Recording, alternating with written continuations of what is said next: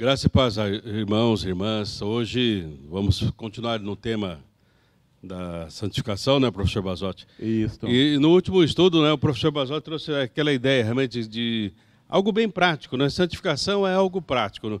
Não vamos fazer aqui uma teologia da santificação, um esquema de santificação, né? Mas vamos falar sobre a questão da santificação, da importância dela no nosso dia a dia. Isso. Tá? E aí, então, o professor vai estar lendo aqui o Salmo número 15. Se você tem a sua Bíblia aí, depois você pode ver, mas esse Salmo número 15 fala realmente, primeiro, a importância da santificação e a consequência dela no nosso dia a dia. Aqui na minha Bíblia, no lugar do Senhor, está Yahvé, tá? Yahvé. Yahvé, quem pode hospedar em tua tenda? Quem pode habitar em teu monte sagrado?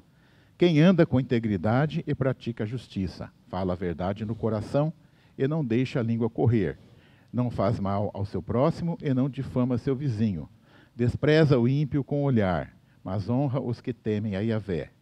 Jura com dano próprio, sem se retratar. Não empresta dinheiro com usura, nem aceita suborno contra o inocente. Quem age deste modo, jamais vacilará. Então, perceba, né? Quem vai poder estar habitando, né? Algumas traduções falam entrar, quem pode entrar no santuário? Mas a ideia adequada é quem pode habitar, quem pode morar. Né? E a partir do momento que você está nessa santificação, professor, e está na presença de Deus, os seus relacionamentos são regidos pela graça de Deus. Né? Então, há uma prática, né? Depois vocês podem conferir aí, que no dia a dia, no relacionamento, em relação ao ímpio, em relação ao outro, ao próximo, né? A santificação, ou seja, o estar na presença de Deus vai fazer uma diferença enorme na vida, né? Quando nós temos um texto desse, muitas vezes a pessoa pode pensar, mas essa santificação é para aqueles grandes nomes da Bíblia, tipo Noé, onde Deus pediu fazer a arca, ou Abraão, em que Deus convoca lá para ser pai de uma grande nação, ou Moisés para tirar o povo do Egito, ou Jonas lá para levar a mensagem aos ninivitas, ou até Paulo para ser mensageiro aos gentios. Fala, isso aí é só para esses tops da Bíblia. Não, não é assim. Né? A santificação, ela é para todas. Há várias passagens, pastor. Eu selecionei apenas uma aqui das muitas. Ó. Romanos 12:12 diz assim: rogo-vos, pois, irmão, pela compaixão de Deus, que apresentei os vossos corpos em sacrifício vivo, santo e agradável a Deus, que é o vosso culto racional. E não sede conformados com este mundo, mas sede transformados pela renovação do vosso entendimento, para que experimenteis qual seja a boa, agradável e perfeita vontade de Deus. Ou seja, a convocação é para todos, rogo-vos. Sim, né? Sim. E aqui, né, professor, sempre enfatizando, né, isso é uma decisão que nós temos que tomar. Porque aqui, se a gente olhar, acho que eu já comentei em algum outro momento, mas é importante a gente trazer novamente à nossa memória. Quando Paulo fala de sacrifício, se a gente olhar para o sacrifício do Antigo Testamento, todos eles eram imolados, eram mortos, era sacrifício e tal. Mas aqui Paulo, ele muda isso, ele fala assim, sacrifício vivo. Ou seja, nós decidimos estar nos colocando no altar de Deus. Nós decidimos, pela graça, pelo amor de Deus, quer dizer, impulsionados, quer dizer, na verdade aqui, nós estamos dando uma resposta a esse grande amor de Deus e nos entregamos nesse altar. E aí então, a partir do momento que eu estou no altar por uma decisão deliberada, de vontade, e aí que entra, né, na aula passada a gente falou o mesmo sentimento que houve em Cristo, quer dizer, a mesma disposição mental. E aí, então, você não se conforma, ou seja, você não toma a forma mais deste mundo, porque agora houve uma metamorfose e você toma a forma de Jesus. Você toma a forma da santidade, você toma a forma de uma vida totalmente dedicada a Deus. Quando você fala vida totalmente dedicada a Deus, talvez alguém que está nos ouvindo pode pensar, mas isso é coisa para pastor, para missionário, teólogos, pessoas que estão dedicadas a tempo integral às coisas de Deus. Então, não é bem assim. Né? Então, eu quero dizer que, novamente, né, aqui, eu vou ler aqui 1 Pedro, né, capítulo 1, versículo 15, ele diz assim, sede vós também santos em toda a maneira de viver. Aqui Pedro está dizendo para todos, novamente, aquela comunidade que ele escrevia aquela carta. Então, não é só para profissionais também da fé, digamos assim, o pastor, por exemplo. Quer dizer, é para todos os membros da igreja e aqueles que ainda não conhecem o evangelho para que venha para esse processo também. Então, eu creio que um dos grandes engodos, né, do inimigo das nossas almas é isso. A gente achar que uns são mais santos que o outro, ele se dedica mais, olha como que ele ora mais, olha como que ele faz isso. Então ele é santo porque ele faz mais coisas. Não, ele é santo porque o Senhor trabalhou na vida dele e então ele se dedica a mais coisas. Mas o mesmo Deus que começou boa obra em mim, no Senhor, começou a obra em todo o cristão. E nós precisamos permitir o Senhor aperfeiçoando a cada dia a sua obra, para que nós sejamos, como diz o texto do Salmo, íntegros. O Salmo 15, que a gente tem que ser íntegro de coração, no sentido assim, tendo como base a verdade de Cristo. Então, a partir da verdade de Cristo, nós andamos com inteireza. Então, isso é para todos os cristãos. O senhor me fez lembrar, professor, assim, uma experiência que foi contada num texto, que era assim, uma pessoa se converteu e ele ficou muito tempo no alcoolismo. E ele estava com 60 anos. Com 60 anos, e ele teve essa experiência com Cristo, mudou de vida e tal. E teve um dia que então o pastor falou, bom, depois de uma certa caminhada, ele já estava firme nos caminhos do Senhor e tal, ele ia dar o testemunho dele, certo? Mas antes do testemunho, uma menina, mais ou menos de 8 anos, cantou uma canção antes do testemunho. E aí, quando este irmão foi à frente, ele usou essa expressão, sabe, irmãos, eu vim de uma vida assim, essa, tal. Eu gostaria de ser tão puro quanto esta criança. Aí, naquele momento, e isso muitas vezes assim, a gente fica pensando, aquele pastor teve uma ousadia e falou assim, meu irmão, em Cristo Jesus você é tão puro quanto essa criança. Verdade. Então perceba isso, né? Porque agora eu vim de uma luta difícil, eu vim de um problema difícil e tal. Sabe, uma das coisas, professor, que eu tenho reparado, muitas vezes a gente acha assim que Deus só faz obra nas pessoas que têm grandes problemas, entendeu? Não, você pode ser bonzinho, mas você precisa de Jesus. Não é porque eu bebia tantas garrafas de pinga, eu fumava tanto cigarro, então aí você precisa de Jesus. Aí alguém pode dizer, mas eu nunca fiz isso. Isso então, pode até atrapalhar, pastor. A pessoa começar a se achar, não, eu não preciso, eu já estou santificado. E a palavra diz, todos pecaram e carecem da glória de Deus.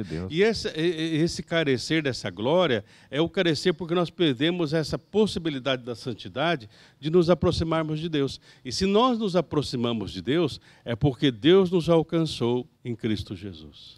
É interessante, pastor, lá no Antigo Testamento, quando o sacerdote entrava no chamado Santo dos Santos, ele tinha toda uma preparação. Sim, sim. Se ele chegasse lá despreparado, podia até... Morria. Morria, exatamente. Né? Então, hoje nós não temos esse risco comparado, porque nós não somos um sacerdote. Ainda bem que Deus não usa esse... Mas temos que ter um certo cuidado, né? O temor do Senhor. Ia ter que deixar o rabecão na porta da igreja.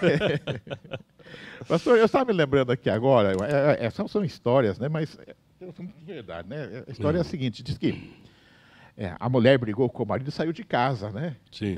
Aquelas brigas de marido e mulher, ela pegou a mala e saiu de casa. Aí chega na igreja, quem que está lá na igreja, né? Com a mudança da igreja? A mulher. O que você está fazendo aqui, mulher? Com a mudança aqui no altar. Ela falou assim, é que aqui na igreja você é um santo, então eu acho que se a gente morar aqui... Vai ser melhor. Então, mas é aqui, por isso que o texto que o senhor leu, né, de Pedro, Pedro fala assim, sede santos em toda a vossa maneira de viver. Exatamente. Quer dizer, é santo aqui na igreja, é santo em casa, é santo no trabalho, porque nós somos separados para Deus em todo momento. Né? Isso. Até você me fez lembrar, tinha um pastor que falava assim, na igreja o cidadão é um santarrão. Isso. Santarrão no sentido assim, porque ele faz aquele tipo de santo, né? Em casa ele é um leão, é bravo e tal. E na rua é um embrulhão, engana os outros, né? Então, não é nem ser santarrão, nem leão, nem embrulhão, é ser santo separado para Deus. Isso, né? Exatamente. E como Pedro diz em 1 Pedro 1,15, em toda a vossa maneira de viver, Paulo diz, né, lá, quer comais, quer bebais, quer façais qualquer outra coisa, faça para a glória de Deus. Exatamente. Né? E pastor, eu fico imaginando assim, né? Nós vamos sair daqui agora, vamos imaginar, né? Então eu tenho que, de carro, eu tenho que agora, uma viagem de 60 minutos. Né? Então eu entro no carro e ligo lá o meu rádio FM, né? Então, quer dizer, de repente lá eu tenho aquele programa policial que pinga sangue, aquele cara tem que estrangular esse bandido, tem que ter pena de morte, quer dizer, você, aquela carga né? Ou eu posso colocar numa rádio onde tem uma mensagem edificante, quer dizer, então eu vejo assim, quer dizer, você... ao longo do dia, quer dizer, você está no celular, você está no carro ouvindo rádio, você está em casa, liga a televisão, quer dizer, você tem opções. Né? Então eu vejo assim, o viver a santificação, né? Acho que a gente pode até fazer aquela pergunta, qual programa será que Jesus gostaria se você estivesse sentado aqui nessa poltrona agora? Ouviria, né? Então eu vejo que, quer dizer, é full time a palavra, né? Quer dizer, então não é só para o pastor, não é só para os grandes homens da Bíblia, mas é para todos nós, no dia a dia. Então, aí entra, né, professor, a questão de nós sermos um tanto seletivos. Né? Por exemplo, você tem o controle da sua TV, você tem a capacidade de ligar ou desligar o rádio. Né? Há muitos anos atrás, eu ouvi, né, uma explicação que isso me ajudou, né, no sentido assim... A pessoa, né, o pregador, ele fez uma comparação com o Antigo Testamento, que é assim, quando uma pessoa ela tocava no cadáver, ela se tornava impura. Então ela tinha que se afastar, né, por um período ali da comunidade. Alguns casos, 7 dias, uma semana mais ou menos, né, ou um pouquinho mais, dependendo tal. E ele fez uma comparação seguinte, isso que me chamou a atenção. Ele falou assim, me perguntaram se escutar FM é pecado ou não. Né? Então ele falou, não é pecado. Por exemplo, nós falamos, né, semana passada, maratonar tal coisa, é pecado ou não? Não é pecado. Porque a gente tem que entender, né, quem sabe um dia nós façamos assim, uma série só sobre o que é realmente o pecado em si e tal.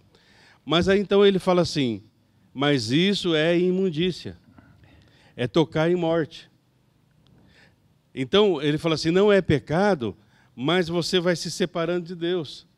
Porque ele fala assim, tudo bem, você escuta, digamos assim, fica 24 horas ou lá 8 horas no trabalho escutando uma música em FM, ou enfim, essas músicas aí e tal. Né? Não vamos entrar em qualidade de música, porque hoje está complicado você fazer uma seleção das músicas. Né? Aí no final do dia, você vai para casa, tal, aí você vem para o culto da noite. Aí de repente você está cantando aqui, tal, aquela melodia começa a estar dentro de você. Você internalizou vários valores, princípios e tal. É pecado? Não, mas se torna uma imundícia. Tá? Que vai, você não é separado, mas você vai se separando de Deus. Então, seja seletivo no que você vai escutar, no que você vai assistir. É esse o desafio. Não é deixar disso ou deixar daquilo, mas ser realmente uma pessoa que use a sua inteligência, a capacidade que Deus deu para fazer realmente a seleção de coisas boas. Né? Pastor, já que o senhor falou em maratonar aqui, né, hoje nós estamos na 4ª lição. Se alguém quiser maratonar os nossos estudos, né, pastor, ver o 1, o 2, o 3, o 4, se quiser maratonar outros estudos que fizemos anteriormente sobre o milagre de Jesus, aí eu acho legal, né, pastor? Aí então, tem... se você quer maratonar, maratone nossos estudos, então. Aí você está tudo no YouTube lá. Mas então, pastor, eu vejo que, como nós iniciamos aqui, quer dizer, a santificação é um processo prático que tem muitos componentes, né? E nós selecionamos aqui algum deles, assim, que estão ligados à santificação, ou como para alcançá-la, ou como fruto dela. Né? E o primeiro que está elencado aqui é a fé em Deus. Sim. Né? E aqui, tomando um certo cuidado, eu lembro até que John Wesley tinha uma expressão que ele falava fé de demônios. Né? Sim.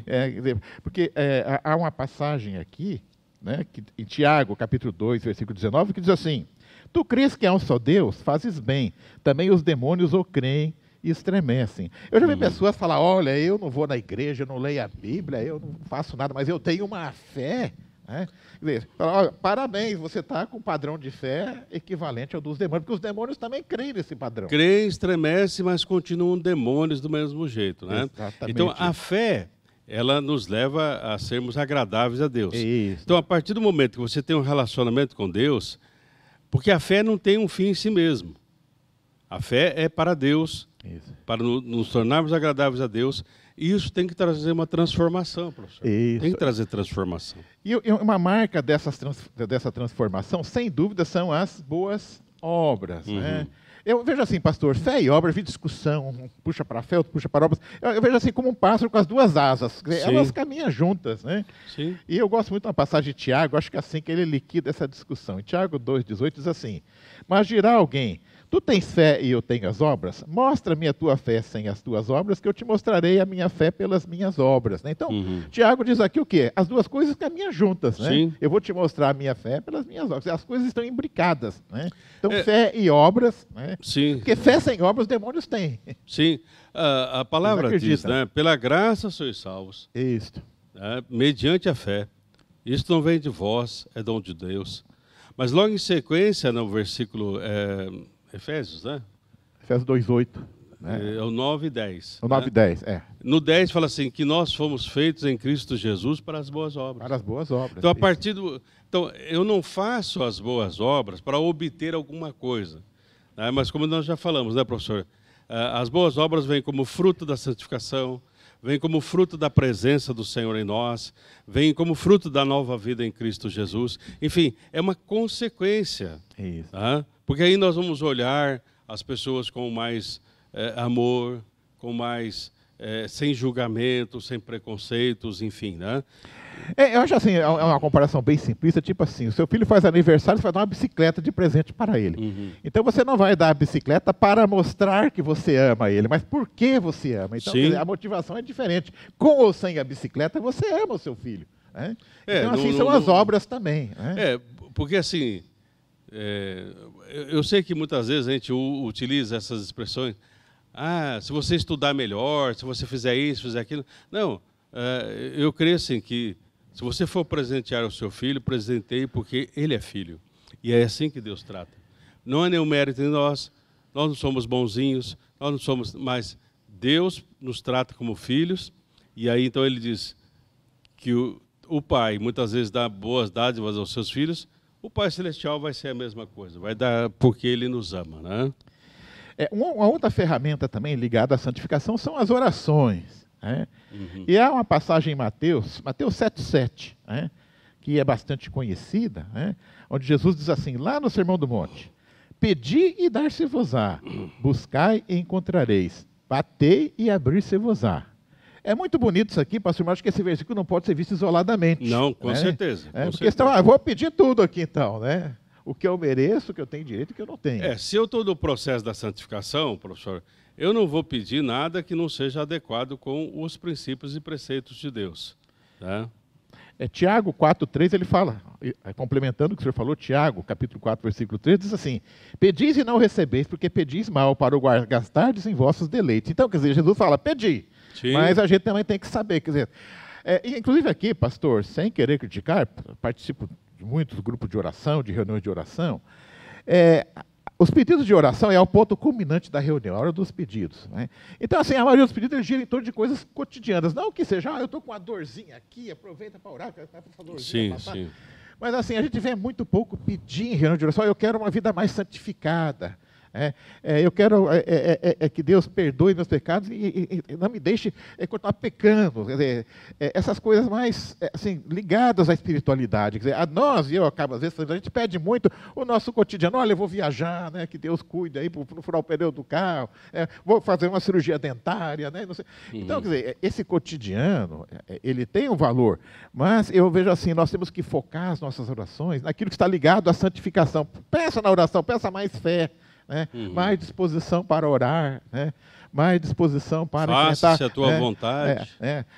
Força para enfrentar as tentações. Isso aparece muito pouco em orações. Né?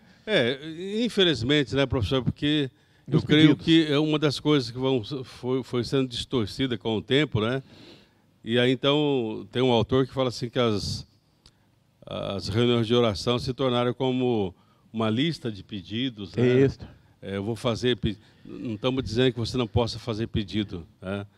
Mas que você, no processo da santificação, você vai entender, né, que a oração, o primeiro objetivo da oração é nós entrarmos em comunhão com Deus.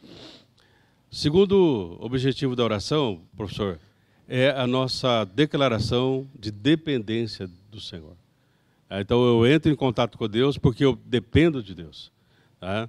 Mas, acima de tudo, Ele é o soberano. Tá? Porque aí entrou até num certo momento aí, o determinar, né? Não vou entrar tanto no assunto, mas a pessoa, eu determino o que vai acontecer, eu determino aquilo. Eu vou colocar Deus na parede. Essa para mim, pastor. Não. É muito ousadia, mas vou colocar Deus na parede, já ouvi isso. Não. Deus vai ver agora comigo. Tem de misericórdia, Senhor. Deus vai ver agora comigo, agora vai ver. Então, não estamos dizendo para você, o que a gente quer dizer aqui desse estudo, né? Pare e pense, reflita sobre a questão da oração, santificação, sobre a questão do pecado, vida cristã, né? Reflita, para nós não sermos repetidores de mensagem e nem levarmos uma vida sem consistência. Porque, infelizmente, né, professor, a vida abundante não tem sido algo frequente. Pastor, um outro elemento aqui que nós temos na sequência é louvor e adoração. E aqui eu quero confessar um pecado aqui, pastor, em relação a esse tema já. Quantas vezes aqui na igreja, pastor, eu estava louvando da boca para fora, mas o meu pensamento estava lá fora em outras coisas. Quem que não cometeu esse pecado, né? Você está aqui, você chega cheio de problema, né? Que daí começa o louvor e tal. Você está ali com a boca, mas você está lá longe. Não que seja coisa, você está preocupado lá com a conta que vai pagar na segunda-feira, da viagem, né? E é por isso, então, né, que aqui eu já começo a questão do louvor e adoração, dentro do tema santificação, com Mateus capítulo 15, versículo 8. Lá Jesus vai dizer assim: este povo se aproxima de mim com a sua boca e me honra com os seus lábios, mas seu coração está longe de mim. Quantas vezes isso serve para mim, pastor? Com certeza. Então, santificação não é só vir à igreja e soltar a voz, né? É preciso que o coração... É um trabalhar interior de Cristo em nós. Porque, perceba aqui, Jesus falando, né? A pessoa se aproxima dele, fala louvores, honra com a boca, elogia, mas o coração está distante. Isso. Então, a santificação é para aproximar o nosso coração para com Deus. E mesmo que eu não tiver palavras, mas a minha atitude é um sacrifício vivo, santo e agradável a Deus. Pastor, qualquer pessoa, qualquer ser humano normal, ele se desagrada quando ele percebe que aquele elogio está sendo falso, né? Quer dizer, ao fazer isso, você está desagradando a Deus, você acaba tendo um efeito contrário, né? Acho que é Malaquias, né, que o senhor fala, ofereça o que você está oferecendo aqui para o governador lá. Você acha que ele vai gostar? Esse animal que é defeituoso, você está me oferecendo? Muitas vezes há defeito no nosso louvor, há defeito nas nossas orações, há defeitos realmente na nossa expressão para com Deus. E nenhum outro pessoa aceitaria tanta falsidade. O padrão de louvor, então, Salmos capítulo 29, versículo 2, diz assim: louvem ao Senhor pela grande glória que Ele tem. Adorem ao Senhor na sua perfeita santidade. Esse é o padrão. Sim, esse é o padrão. E eu vou, né, a santificação me torna esse adorador adequado para Deus, né? Outro elemento também importante é a leitura da Bíblia, né? Aqui, pastor, eu tenho visto histórias hilárias, né? Há algum tempo eu vi assim. O sujeito fala assim, aí eu tinha insônia e eu resolvi ler, eu começo a ler a Bíblia, me dá um sono e eu durmo, né? Quer dizer, o outro já diz assim, olha, eu estou adorando ler aqui, tem guerra, tem morte, tem... Então, a pessoa está lendo como um texto literário, literalmente, né? Sim. Então, eu vejo assim, quer dizer, ler a Bíblia é algo que faz parte desse processo de santificação, como fruto, né? Ou na sua procura, né? Só que aquilo que você lê, quer dizer, é para você aprender e obedecer. Eu vejo que a leitura, é muito amplo esse tema, né? Mas está muito ligado à obediência. Eu até selecionei um versículo aqui que eu gosto muito. Salmos 119, versículo 11. Vai dizer assim: guardei a tua palavra no meu coração para não pecar contra ti. Ou seja, não é só ler, O que é esse guardar? É deixar até ter no coração. Sim, né, tem um depósito ali, né, de palavra, de ensinamentos, né? Mas sempre para o Senhor, porque eu não quero desagradar o Senhor, né? O devocional, veja, aqui agora um outro elemento, o devocional ele envolve todos os anteriores. O que é o devocional? É você tirar um tempo em casa, né? Fecha lá a porta do seu quarto. Então eu vejo que já o devocional pode ser o conjunto dos anteriores. Você pode ler a palavra, meditar na palavra, orar, cantar um hino, ouvir um hino, né? E quando falamos em devocional, o metodismo tem uma tradição muito grande que começa com Susana Wesley, né? Ela tirava, apesar de ter 19 filhos, ter uma vida muito... cuidava dos negócios do marido, todo dia ela tirava um tempo para Deus, né? Eu até encontrei aqui um texto que está num livro do reverendo Hernan Dias Lopes, chamado Mães Intercessoras, onde ele fala sobre esse hábito de Susana Wesley, que ela praticava e ensinou os filhos a praticá-los, né? Ele diz assim: Susana Wesley nunca abriu mão de ter um tempo diário de oração. Esta hora era sagrada para ela. Seus filhos não ousavam interrompê-la, porque sabiam que ela estava em seu quarto de joelhos, derramando a alma diante de Deus em favor de cada um deles, né? Então, esse também é um elemento na caminhada da santificação, né? É você tirar um tempo do dia para... E valorizar esse tempo que nada a impedia, né? Tinha os afazeres de casa, tinha todos, enfim, né, os trabalhos necessários ali que na época ela fazia, mas ela não. Esse tempo é especial e é para Deus. E os filhos aprenderam. Agora a mamãe está lá no quarto. Não. Isso influenciou a vida de João Wesley, né? Bom, é importante, estamos falando dos aspectos práticos da santificação, né? É importante lembrar que a santificação não é só para mim, ela se manifesta em obras, né? E quando nós falamos em obras, né, isso envolve também o quê? Cooperar para a santificação de outras pessoas. Peguei uma passagem lá em Êxodo 19:10 que fala disso. Êxodo 19:10 diz assim: disse também o Senhor a Moisés: vai ao povo e santifica-os hoje e amanhã, e lavem eles as suas roupas. Então, Deus pede para que Moisés atue na santificação do povo. E nós, como cristãos, sempre que tivermos oportunidade, ao falarmos do Evangelho para outras pessoas, estamos santificando. Isso, vocês são limpos, né, pela palavra. Isso, né? Exatamente, né? Aqui, pastor, é interessante, antes de nós iniciarmos esse estudo, a gente aqui ficou para ter um papo, digamos assim. Sim. Nós podemos ter falado de política, de futebol, de crise, né? Mas falamos de assuntos da palavra, né? Então eu entendo que quando nós estamos falando da palavra de Deus, uma coisa que foi espontânea, né? Nós estamos nos santificando mutuamente. Com certeza, com certeza. E também, né, já que falamos de Susana Wesley, um outro elemento também é o cooperar para a santificação dos filhos, né? E aqui nós temos um bom exemplo na Bíblia que é lembrado pelo apóstolo Paulo quando ele escreve ao jovem Timóteo, né? Timóteo era um discípulo dele, né? Já era uma liderança. Né? Ele diz assim para Timóteo, né, em 2 Timóteo, capítulo 1, versículo 5: trazendo à memória a fé não fingida que em ti há, a qual habitou primeiro na tua avó Lóide, em tua mãe Eunice, e estou certo que também habita em ti. Já naquela época tinha crente já de berço, né? Pastor Timóteo já era neto de crentes, né? Então, o exemplo da avó, o exemplo da mãe, né? Então, quer dizer, a vida santificada da avó e da mãe alcançou a ele. Então, a nossa santificação não é só para nós também, mas é para... porque aí você vai influenciar outras pessoas, né? E aí que vem, né, aquela pergunta: o que as pessoas estão vendo em nós? Realmente que estão vendo santos que fazem a diferença neste mundo? Pessoas que buscam a santificação para fazer a diferença, trazendo realmente a presença de Deus? Pastor, encerrando, eu concluo que santificação não é uma teoria. Existe doutrina da santificação, existem as diferentes denominações, têm as suas doutrinas, mas santificação... na essência, é algo para ser colocado em prática, né? Então, o processo da santificação envolve oração, envolve jejum, envolve louvor, mas tudo tem que ser feito com muito cuidado, né? Para que não nos tornamos apenas santos na aparência, né? A nossa santidade ela deve ser interior, e aquilo que nós somos, refletir aquilo que nós somos interiormente. E aquilo que nós somos interiormente é a presença do Espírito Santo em nós, que sem essa presença nós não somos nada. Santificação é vida com Deus diariamente. Que nós possamos buscar a santificação. Amém. Amém. Deus abençoe.